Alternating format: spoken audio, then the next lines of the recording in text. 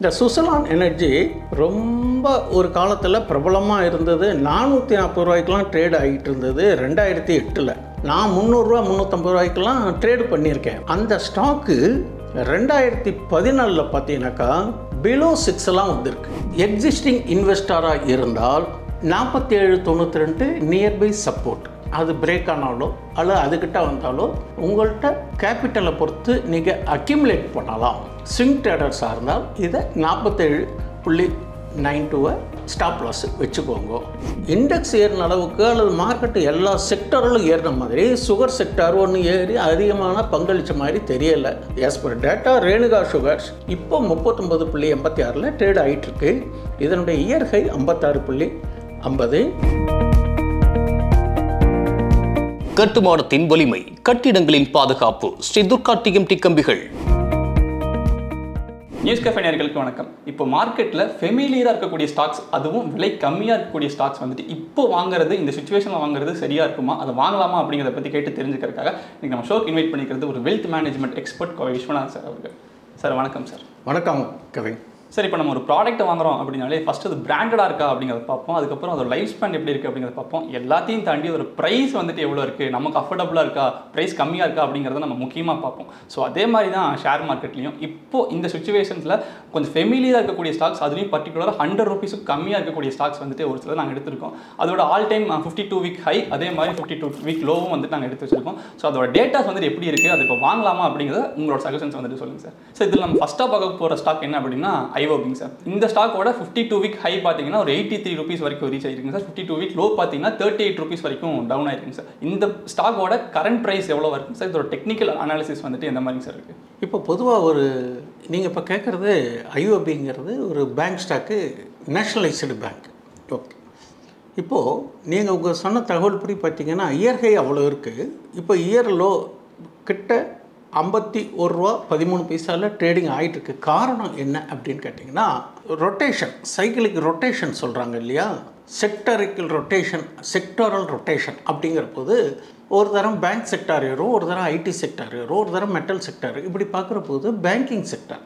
அப்போது நம்ம நிஃப்டி 26,200க்கு மேலே இருந்தபோது மேக்ஸிமம் எல்லா ஸ்டாக்குமே ஓரளவுக்கு நியர் 52 ஹை கிட்ட தான் இருந்தது.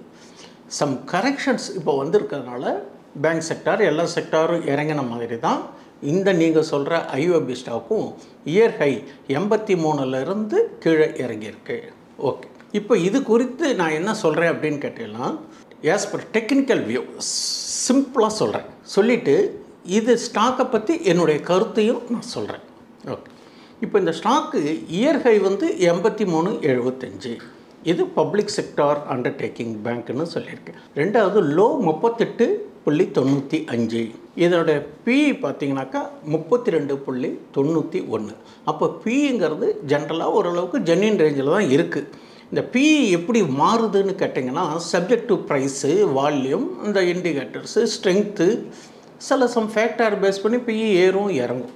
பிஇ சப்போஸ் 150 200 இருக்கிற ஸ்டாக் இருந்தானா அதெல்லாம் அப்படியே போகக்கூடாதான்னு அர்த்தம் கிடையாது. அந்த வால்யூம் அந்த இருக்கு, இந்த வேல்யூக்கு இந்த இது இப்போ ஒரு அட்ராக்டிவ் ப்ரைஸ்ன்னு சொல்லுவாங்க.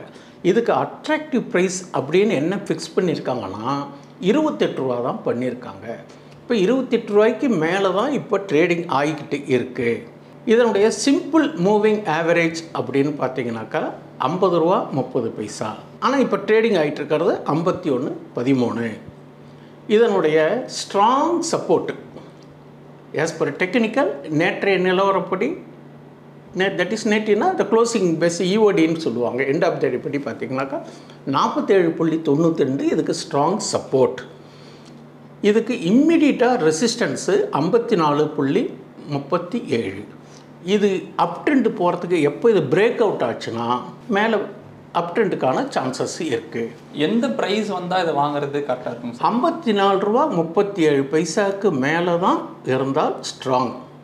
சப்போஸ் எக்ஸிஸ்டிங் இன்வெஸ்டராக இருந்தால் 47.92 நியர்பை சப்போர்ட். அது பிரேக் ஆனாலோ அல்லது அதுக்கிட்ட வந்தாலோ உங்கள்கிட்ட கேபிட்டலை பொறுத்து நீங்கள் அக்யூமுலேட் பண்ணலாம்.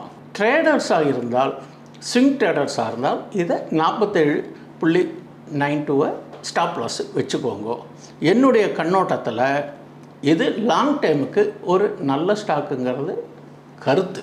சார் அடுத்ததாக கனரா பேங்க்குங்க சார். இதோட 52 வீக் ஆல் டைம் ஹை பார்த்தோம்னா ஒரு 128 ருபீஸ் வரைக்கும் போயிருக்குங்க sir. 52 week all time low பார்த்தோம்னா அதுவே 77 வந்துட்டு ரீச் பண்ணியிருக்குங்க சார். ஸோ இதோட கரண்ட் ப்ரைஸ் எவ்வளோ, இது வந்துட்டு எந்த ப்ரைஸ் ரேஞ்ச் வந்தால் நம்ம வாங்குறது நமக்கு பெனிஃபிட்டாக இருக்குங்க சார்? இப்போ இந்த கனரா பேங்க்கு கடந்த ஆண்டு அல்லது அதற்கு 2 ஆண்டுகளில் சில பேங்க்லாம் மெர்ஜ் பண்ணாங்க. சிண்டிகேட் பேங்க்கோட கனரா பேங்க்கோட மெர்ஜ் பண்ணுற போது இந்த கனரா பேங்க்கு ஒரு நல்ல கொஞ்சம் ஸ்ட்ரென்த் ஆச்சு.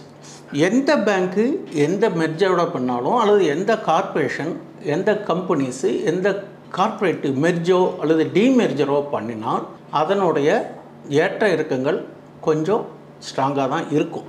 ஏன் அப்படின்னு கேட்டிங்கன்னா, ஏற்கனவே எது மெர்ஜர் பண்ணுறோமோ எது கூட மெர்ஜ் ஆகிறதோ அதனுடைய P&L இதில் தான் வந்து அந்த பர்டன் விழும். ஓகே, இப்போ ஆக்சுவலாக இதனுடைய ஆல் டைம் ஹைங்கிறது நம்ம வச்சுக்க முடியாது. அது நீங்கள் உங்களுடைய புள்ளி விவரங்கள் அடிப்படையில் நீங்கள் ஆல் டைம் ஹைன்னு சொல்கிறீங்க. இந்த ஆல் டைம் ஹை அப்படிங்கிறத விட இந்த கனரா பேங்கை பொறுத்தவரை ஒரு சிறப்பான ஒரு கூடுதல் தகவல் நான் சொல்கிறேன். இதில் இது கனரா பேங்கோட சில பேங்குகள் மெர்ஜ் ஆச்சு. இது இப்போ இந்த ஆல் டைம் ஹைன்னு நீங்கள் கேட்குற விலை என்னென்னா சமீப காலமாக ஒரு 1 இயர் 1.5 வருஷத்தில் தான் இது கடந்த காலத்துக்கு இதனுடைய சரித்திரங்களை பார்த்தீங்கன்னா கனரா பேங்கு 632 ரூபா 90 பைசா போயிட்டு அங்கே ஸ்டாக்கை ஸ்ப்ளிட் பண்ணி போனஸ் கொடுத்துருக்காங்க. அப்போ ஸ்டாக் ஸ்ப்ளிட் பண்ணுற போது அதனுடைய வேல்யூ டைல்யூட் ஆகும், ஸ்டாக்கு அதிகமாகும், அந்த ப்ரைஸு டைல்யூட் ஆகும். அப்போ நீங்கள் 100 ஸ்டாக் வச்சுருந்தீங்கன்னா உங்கள்கிட்ட 200 ஸ்டாக் இருக்கும், ஆனால் உங்கள் டோட்டல் அசட்ஸ் வேல்யூ மாறாது. அப்படி பார்க்குறோம். இது 632 ரூபா போன ஸ்டாக்கு இப்போ லோ வந்து 92 98ன்னு காமிச்சிருக்கு. இப்போ ட்ரேடிங் ஆகிறது 97.81 ட்ரேடிங் ஆகிட்டு இருக்குது. இதை பொறுத்தவரை என்ன கேட்டிங்கன்னா, லாங் டைமுக்கு என்னுடைய கண்ணோட்டத்தில் இது பாசிட்டிவ் வியூவில் இருக்குது. இதனுடைய நியர்பை சப்போர்ட்டுன்னு எடுத்துட்டிங்கன்னா 92 ரூபா 10 பைசா. இம்மிடியட்டாக ரெசிஸ்டன்ஸ் எவ்வளோ போகிறதுக்கு வாய்ப்புகள் இருக்குது as per technical subject to the market support. இந்த மாதிரி குளோபல் ட்ரெண்டு இந்த மாதிரி ஜென்ரலாக இந்த செக்டார் வைஸாக என்ன சப்போர்ட்டுன்னு கேட்டிங்கன்னா 104 ரூபா 52 பைசாக்கும் மேலே போகிறதுக்கான வாய்ப்புகள் இருக்குது.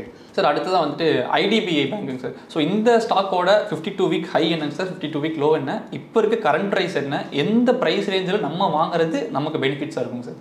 இப்போது IDBI இது ஒரு பப்ளிக் பேங்க். இது இப்போது 77 ரூபா 68 பைசாவில் ட்ரேட் ஆகிட்டுருக்கு. இயர் ஹை அப்படிங்கிறப்போது பார்த்திங்கன்னா 107 ரூபா 90 பைசா, லோ 59 ரூபா 50 பைசா. இதனுடைய PE வேல்யூ பார்த்திங்கன்னா ஜென்யூனாக தான் இருக்குது. ஏன்னா ஜென்யூனாக ஒரு 30-35 நம்ம யூஸ்வலாக சொல்கிறது தான். இதுக்கு 12.53 இருக்குது. இதனுடைய சிம்பிள் மூவிங் ஆவரேஜ் 77.60. கரெக்டாக இப்போ சிம்பிள் மூவிங் ஆவரேஜுக்கு மேலே தான் இது இப்போ ட்ரேடு ஆகிட்டு இருக்குது. இதை பொறுத்த வரலையும் பிவட் பாயிண்ட்டுன்னு சொல்லுவாங்க, அதுக்கு கீழே தான் இப்போ ட்ரேட் ஆகிட்டுருக்கு. அதனால் இதை பொறுத்த வரலையும் இதனுடைய சப்போர்ட் மேக்ஸிமம் 72 ரூபா 62 பைசா தான் ஸ்ட்ராங் நியர்பை சப்போர்ட். மேக்ஸிமம் இது போகிறதுக்கு வாய்ப்புகள் பிரேக் அவுட் ஆகலாம். அப்படின்னா டெக்னிக்கல் சப்போர்ட், ஃபண்டமெண்டல் அண்டு ஜென்ரலாக ஓவராலாக செக்டார் வைஸ் 83 ரூபா 42 பைசாவுக்கு மேலே தாண்டி போகிறதுக்கான வாய்ப்புகள் இருக்குது. ஸோ அப்போ வாங்குறது நமக்கு கொஞ்சம் ஸ்ட்ராங்கான பெனிஃபிட்ஸாக இருக்கும்னு நினைக்கிறீங்க? அப்படின்னு நம்ம சொல்ல முடியாது. 78 ரூபா 62 பைசா நீங்கள் சப்போர்ட்டாக வச்சுக்கோங்க. இப்போ இருக்கிறது 77 ரூபா 68 பைசாவுக்கு கூட வாங்கலாம். வாங்கினாலும் அதை நீங்கள் ஸ்டாப் லாஸ்ன்னு ஒன்று பிரேக் வச்சுக்கணும் இல்லையா, அதுக்கு நீங்கள் 72 ரூபா 62 பைசாவை பாதுகாப்புக்காக வச்சுக்கோங்க. சப்போஸ் நான் 72 ரூபா 62 பைசாவுக்கு ஒரு உதாரணத்துக்கு சொல்கிறேன், 100 ஸ்டாக் வாங்கிட்டீங்க அப்படின்னா என்டையராகவும் ஸ்டாப் லாஸ் போடாதீங்க. 72 ரூபா 62 பைசாவுக்கு ஒரு 50% போட்டுக்கோங்க. அதுக்கு கீழே போச்சுனாக்கா மறுபடியும் அதை பை பண்ணி அக்யூமுலேட் பண்ணலாம். இதுக்கு பேர் தான் அக்யூமுலேட்டு. நான் 100 ரூபாய்க்கு வாங்கிட்டேன் சார், 80 ரூபா வந்துடுதுன்னா அக்யூமுலேட் பண்ணக்கூடாது. ஒரு 20% 25% இறங்கணும். இறங்கினதுக்கப்புறம் தான் ஒரு குறிப்பிட்ட இடத்துல தான் அக்யூமுலேட் பண்ணணும். இதுக்காக தான் இதை வந்து இந்த மாதிரி ஒரு ட்ரேடிங் மெத்தடாலஜின்னு ஒன்று இருக்குது, அதை ஃபாலோ பண்ணி பண்ணலாம். இன்வெஸ்டர்ஸாக இருந்ததுன்னா பிரச்சனையே இல்லை. அது மேலே எப்படி லாங் டேர்ம் இன்வெஸ்ட்மெண்ட்டாக இருக்கிற போது மேலே பாசிட்டிவான நியூஸாக தான் இதில் இருக்குது. இப்போதைக்கு இது ஸ்டாப் லாஸ் வந்துங்கிறது 72 ரூபா 62 பைசாங்கிறது ஒரு ஹெல்த்தி சப்போர்ட் பாயிண்ட்டுங்கிறது என்னுடைய கருத்து. அடுத்ததான் நம்ம பார்க்க போகிறது வந்துட்டு எஸ் பேங்க். இந்த ஸ்டாக்கோட 52 week all time high and low, அதே மாதிரி கரண்ட் ப்ரைஸ் அண்ட் எந்த ப்ரைஸ் ரேஞ்சில் இதை வாங்கலாம் அப்படிங்கிற சஜஷன் சார். இப்போ எஸ் பேங்க் பார்த்தீங்கன்னாக்கா 640 ரூபாய்க்குலாம் நான் வாங்கி விற்றுருக்கேன் கடந்த காலத்தில். ஏதோ அவங்களுடைய பேங்கிங் சில பிரச்சனையினால் அது கீழே இறங்கி 9 ரூபா 10 ரூபாய்க்கெலாம் வந்துட்டு இப்போது இது வந்து இப்போ 19 ரூபா 56 பைசாக்கு ட்ரேடிங் ஆகிட்டு இருக்குது. இதனுடைய ரீசெண்ட் ஹை பார்த்தீங்கன்னாக்கா 32 ரூபா 85 பைசா போயிருக்கு. லோ பார்த்தீங்கன்னா 19 ரூபா 0.2 பைசா. இப்போ நியர்பை லோட்டு தான் ட்ரேட் ஆகிட்டு இருக்கு. நியர்பை 52 வீக் லோ கிட்ட. இதனுடைய பிஇ பார்த்தீங்கன்னா 35.26. சிம்பிள் மூவிங் ஆவரேஜ்னு சொல்கிறாங்க பார்த்தீங்களா, அது 19.40. இப்போ ட்ரேட் ஆகிட்டு இருக்கிறது அதோட கொஞ்சம் ஜஸ்ட்டு மேலே தான் ட்ரேட் ஆகிட்டு இருக்கு. இதனுடைய ஸ்ட்ராங் சப்போர்ட் அப்படின்னு பார்த்தீங்கன்னாக்கா 18.75. ரெசிஸ்டன்ஸ் பார்த்தீங்கன்னா 20.37க்கு மேலே இது அப் ட்ரெண்ட் போகிறதுக்கான வாய்ப்புகள் இருக்குது. இந்த லெவலில் வாங்கலாமா அப்படின்னு நீங்கள் ஒரு கேள்வி கேட்டிங்கனாக்கா 18.75 நீங்கள் ஒரு ஸ்டாப் லாஸ் வச்சுக்கிட்டு நீங்கள் ஸ்விங் பண்ணலாம், இன்ட்ராடே பண்ணுங்க, எது வேணாலும் பண்ணுங்க. இன்வெஸ்ட்மெண்ட்டுக்குங்கிற போது இந்த செக்டார் இந்த ப்ரைஸுக்கு மேலே போனால் தான் ஓரளவுக்கு அப் ட்ரெண்டுக்கான சான்ஸுங்கிறது என்னுடைய கருத்து. சார், இவ்வளோ நேரமாக நம்ம பார்த்தது வந்து பார்த்தீங்கன்னா நியர்பை 100ல் சேல் ஆகிட்டு இருக்கக்கூடிய ஸ்டாக்ஸுங்க சார். இப்போ 100க்கும் ரொம்ப கம்மியாக சேல் ஆகிட்டு இருக்க ஒரு சில ஸ்டாக்ஸும் எடுத்து வச்சிருக்கோம். அதோட டெக்னிக்கல் அனாலிசிஸ் எப்படி இருக்குது அப்படிங்கிற பற்றி சொல்லுங்கள் சார். ஃபஸ்ட்டாக வந்து அதில் நம்ம பார்க்க போகிறது என்னன்னா ஐடிஎஃப்சி ஃபர்ஸ்ட் பேங்க். இந்த ஸ்டாக்கோட டெக்னிக்கல் அனாலிசிஸ் என்னங்க sir? IDFC bank, IDFC first bank இப்போ சமீபத்தில் அது மெர்ஜ் பண்ணி சில ஸ்டாக்கு ரீஅலாட்மெண்ட் பண்ணி கொடுத்து ஐடிஎஃப்சி பேங்க்குங்கிற கேட்டகரியில் அலாட்மெண்ட்டு ஆகிருக்கு.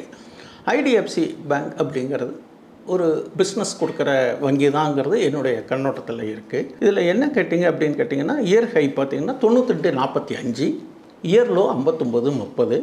பிஇ வந்து ஒரு ஹெல்த்தியான பிஇயில் தான் ட்ரேட் ஆகிட்டுருக்கு 20.37. இதில் என்ன அப்படின்னு கேட்டிங்கன்னா இவங்க அதிகமாக நான் செக்யூர்டு லோன்ஸு கொடுக்கறதுனால இதனுடைய மூமெண்ட்டு பெருசாக ஒன்றும் எஃபெக்டிவாக தெரியல. ஆனால் ஒரு ஃபினான்ஷியல் பேக்ரவுண்டில் பார்க்குற போது இது நல்ல ஒரு ஆக்டிவான வங்கி துறை பங்கு அப்படின்னு தான் நான் நினைக்கிறேன். இதனுடைய சிம்பிள் மூவிங் ஆவரேஜ் 65.50. இப்போ நேற்றைய இஓடி தட் இஸ் ரேட்டு படி இதனுடைய கரண்ட் மார்க்கெட் ப்ரைஸு 64.62, கரெக்டாக ஆன் தி லைனில் தான் இருக்குது. இதனுடைய ஸ்ட்ராங் சப்போர்ட் அப்படின்னு பார்த்தீங்கன்னாக்கா 61.38 தான் ஸ்ட்ராங் சப்போர்ட். இதனுடைய ரெசிஸ்டன்ஸ் 68.84 கிராஸ் பண்ணினால் இதுக்கு புல்லிஷ் பயாஸ். அதனால் 68.84ங்கிறத நம்ம ஒரு ரெசிஸ்டன்ஸாகவும் வச்சுக்கலாம். சப்போர்ட்டை இதை வச்சுக்கிட்டு நம்ம ஸ்விங் ட்ரேடிங் பண்ணலாம், இன்ட்ராவும் பண்ணலாம். இன்வெஸ்ட்மெண்ட் அப்படிங்கிற போது கொஞ்சம் பார்த்து 68 சம்திங் அந்த 3-4க்கு மேலே இருந்தால் தான் இன்வெஸ்ட்மெண்ட் பாலிசியில் ஒரு ரைட் பிளேஸுங்கிறது என்னுடைய கருத்து. ஸோ அடுத்ததாக ரேணுகா சுகர்ஸ். இந்த ஸ்டாக்கோட டெக்னிக்கல் அனாலிசிஸ் எந்த ப்ரைஸ் ரேஞ்சில் இது வாங்கலாம் அப்படிங்கிற suggestion sir? Renuka sugar sector கடந்த காலத்தில் பார்த்தீங்கன்னாக்கா மார்க்கெட் இண்டெக்ஸ் வந்து 26,200 போகிறபோது எல்லா செக்டாருமே ஷைன் பண்ணித்து. ஒரு 2 துறை மட்டும் அது அப்படியே தான் இருக்குது. அந்த துறைன்னு பார்த்தீங்கன்னாக்கா சுகர் செக்டார் ஒன்று, டெக்ஸ்டைல் செக்டார். இது ரெண்டுமே ஒரு பெரிய அப் மூமெண்ட்டு கொடுக்கல கடந்த காலத்தில். ஒரு உதாரணத்துக்கு சொன்னால் சக்தி சுகர்ஸை நான் 120 ரூபாய்க்கெலாம் ட்ரேடு பண்ணியிருக்கேன். இப்போ அரௌண்டு 40-42க்கெலாம் இருக்குது. அப்போது இண்டெக்ஸ் ஏறின அளவுக்கு அல்லது மார்க்கெட்டு எல்லா செக்டர்களும் ஏறின மாதிரி சுகர் செக்டார் ஒன்று ஏறி அதிகமான பங்களித்த மாதிரி தெரியலை. As per data Renuka sugars இப்போ 39.86 ட்ரேட் ஆகிட்டுருக்கு. இதனுடைய இயர் ஹை 56.50, 36.55 தான் இப்போ லோ ரேட் ஆஸ் ஆஃப் நோவில் 36.55. இதனுடைய பிஇ பார்த்திங்கன்னா எல்லாமே பாசிட்டிவில் இருக்கும் பிஇ. இது -17.90 ஆஸ் பர் இஓடி. இதை ரொம்ப யோசனை பண்ண வேண்டிய இடம். -17.90ங்கிற போது இது கிட்ட போகிறதுங்கிறதுக்கு நமக்கு நாட் அட்வைசபிள். ரெண்டாவது இதனுடைய சிம்பிள் மூவிங் ஆவரேஜ் பார்த்திங்கனாக்கா 45.80 தான் சிம்பிள் மூவிங். அது அதை விடவும் ரொம்ப கீழே வந்து 39.86 ட்ரேடிங் ஆகிட்டுருக்கு. இதை பொறுத்தவரையிலையும் 38.39 தான் ஸ்ட்ராங் சப்போர்ட். இது எப்போ சார் மேலே வரத்துக்கு வாய்ப்புகள் அப்படின்னு கேட்டிங்கன்னா 41.48 இந்த பைசா இதுக்கு மேலே இருந்தால் தான் இது அப் ட்ரெண்டு. ரெண்டாவது இதில் இன்னொரு விஷயம் என்ன கேட்டிங்கனாக்கா சுகர் ஸ்டாக்கெல்லாம் அப்பப்போ திடீர்னு எத்தனால் பிளெண்டிங் இந்த ஒரு சுகர் கேன் இந்த இஷ்யூ வரதுனால இது ஒரு ஸ்திரத்தன்மை இல்லாமல் இருக்குது. இந்த சுகர் செக்டார் எல்லாமே ஓவராலாகவே வந்து பெரிய மூமெண்ட்டு கொடுக்கலைங்கிறது என்னுடைய கருத்து. அதனால் இந்த வந்து என்னுடைய பார்வையில் இதை நான் கன்சிடர் பண்ண மாட்டேன். சார் இப்போ அதே மாதிரி ஐஆர்பி இன்ஃப்ராஸ்ட்ரக்சர்ஸ் இந்த ஸ்டாக் எப்படிங்க சார் இருக்குது?